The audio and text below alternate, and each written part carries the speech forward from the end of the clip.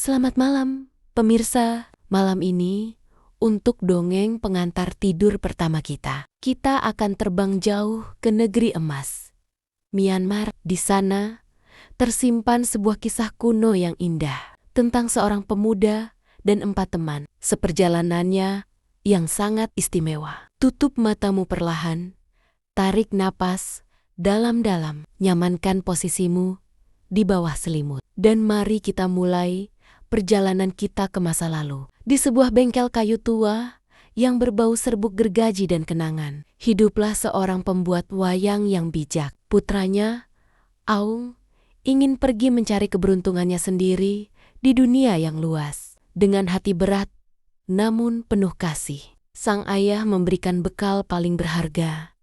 4 boneka kayu ajaib. Lihatlah anakku, kata sang ayah, ada Raja Dewa yang melambangkan kebijaksanaan, raksasa hijau untuk kekuatan, penyihir untuk pengetahuan, dan pertapa suci untuk kebaikan.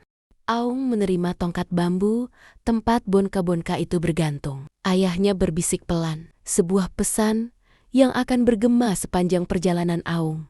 Ingatlah selalu, nak, kekuatan dan pengetahuan itu hebat, tetapi mereka harus selalu tunduk melayani kebijaksanaan dan kebaikan. Malam pertama di hutan yang gelap dan asing, Aung merasa takut. Ia bertanya pada boneka Raja Dewa, apakah tempat itu aman? Ajaibnya, boneka itu bersinar keemasan dan hidup. Dengan suara tenang, dewa itu berkata, bukalah matamu, Aung. Langkah pertama menuju kebijaksanaan adalah melihat apa yang ada tepat di depanmu. Aung menajamkan pandangannya. Di tanah yang lembut di bawah cahaya bulan, ia melihat jejak kaki harimau yang besar. Berkat peringatan itu, Aung sadar akan bahaya dan memanjat pohon ke tempat yang aman. Pelajaran pertama telah dimulai.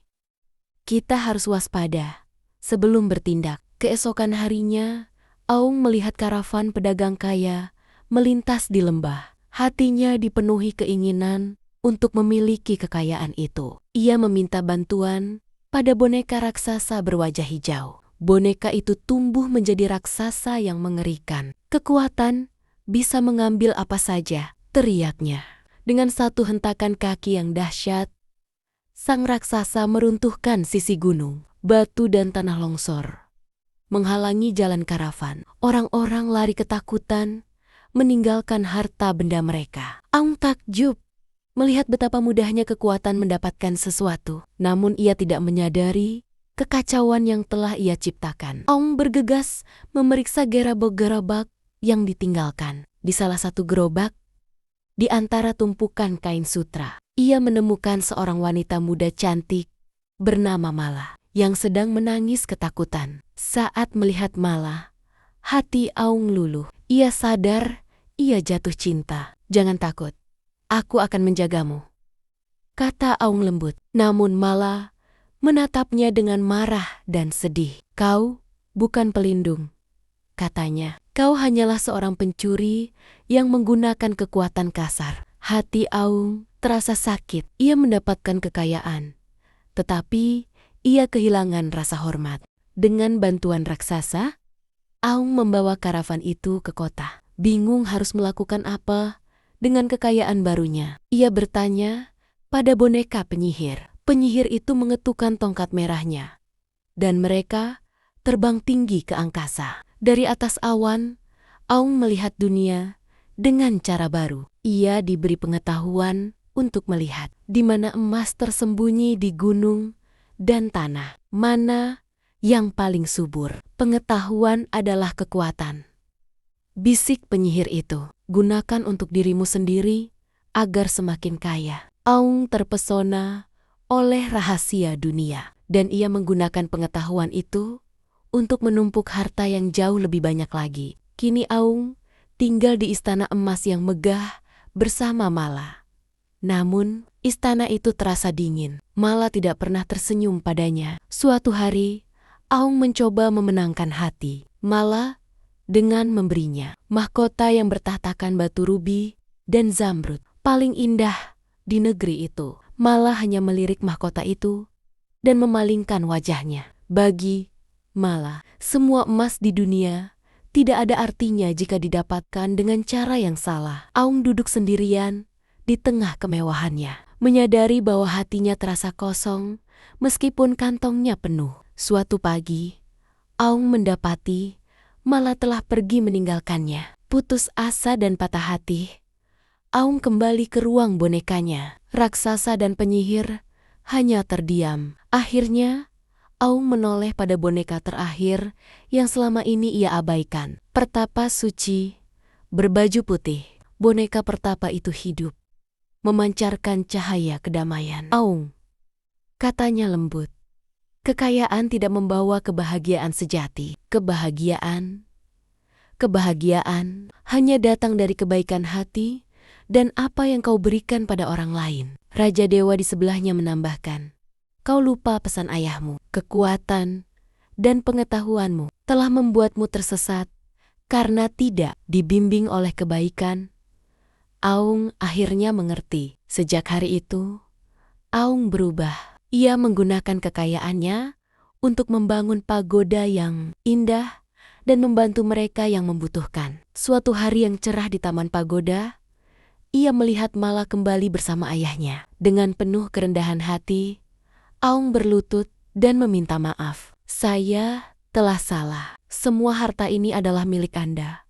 Saya kembalikan dengan tulus. Melihat perubahan hati Aung yang tulus, Mala tersenyum. Ayahnya pun memaafkannya. Aung tidak lagi membutuhkan kekayaan hasil curian untuk bahagia. Ia telah menemukan jalan yang benar, dibimbing oleh kebijaksanaan dan kebaikan, dan akhirnya mendapatkan cinta sejati. Sekarang, tidurlah dengan nyenyak, mimpi indah, dan ingatlah selalu untuk menjadi bijak dan baik hati. Selamat malam. Mari kita tarik napas dalam-dalam, lepaskan perlahan, dan buat diri Anda senyaman mungkin. Ini adalah dongeng kedua kita malam ini. Sebuah kisah yang akan membawa kita terbang, melintasi batas waktu, menuju tepian sungai Bago yang mistis. Dahulu, di bawah langit yang selalu berwarna jingga keemasan saat senja, terbentanglah sungai Bago yang sangat lebar.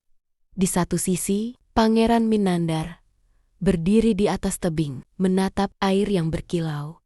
Di seberang sana, terpisah oleh arus yang dalam, Putri Shinhamuelun menatap ke arah yang sama dari balkon istananya. Mereka dekat di dalam rasa, namun jauh di dalam pandangan sungai, itu seolah menjadi tembok, air yang tak tertembus. Namun bagi mereka, setiap ombak adalah surat cinta yang tak sempat terkirim. Saat dunia mulai tertidur dan bintang-bintang mulai menyala, muncullah Ngarmoye.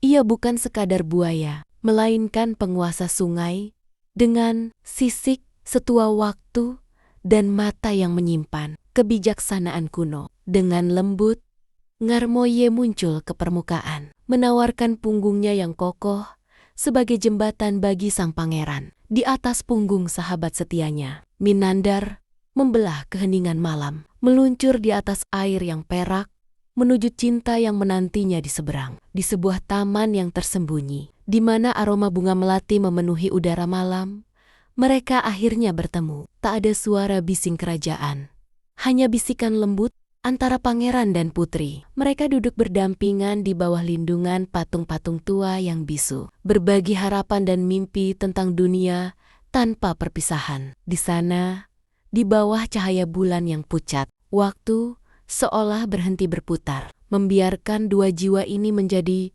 satu-satunya yang hidup di alam semesta. Namun, alam terkadang punya rencana yang sulit dimengerti. Suatu malam, langit yang tenang berubah menjadi gelap gulita. Angin menderu dan arus sungai menjadi liar. Ngarmoye, sang penjaga yang setia, berjuang sekuat tenaga melawan pusaran air yang ganas. Kelelahan yang luar biasa melanda tubuh tuanya. Dalam kekacauan ombak yang menghantam, pangeran tergelincir, tangannya menjangkau ke langit yang hitam. Itu adalah malam di mana sungai memutuskan untuk mendekap. Mereka selamanya dalam pelukan. Airnya yang dingin, pagi pun tiba dengan damai.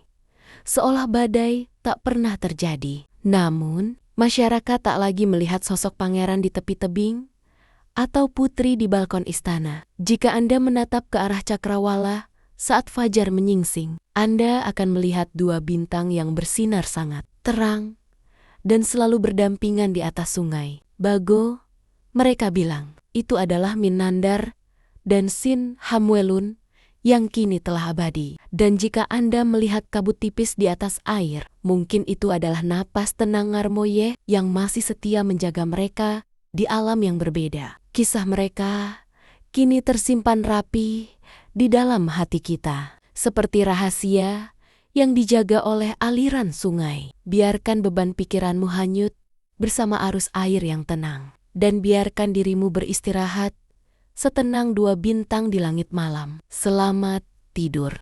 Tarik selimutmu lebih tinggi dan buat dirimu nyaman, karena ini adalah dongeng ketiga sekaligus yang terakhir untuk malam ini. Mari kita tutup hari dengan sebuah kisah tentang keberanian yang lebih kuat dari kutukan dan kecerdikan yang lebih berharga dari mahkota. Keberuntunganku adalah milikku sendiri, ucap putri bungsu dengan tenang. Kata-kata itu membakar amarah sang raja.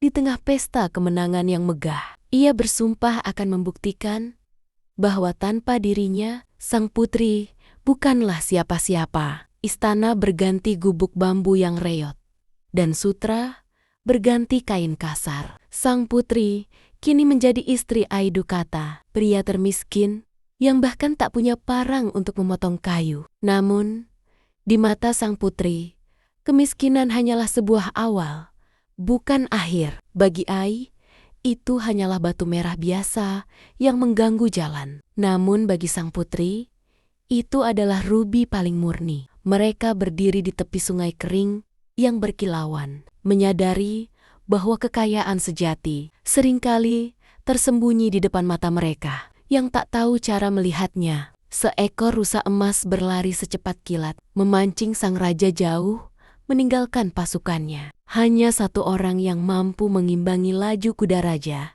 Aidukata.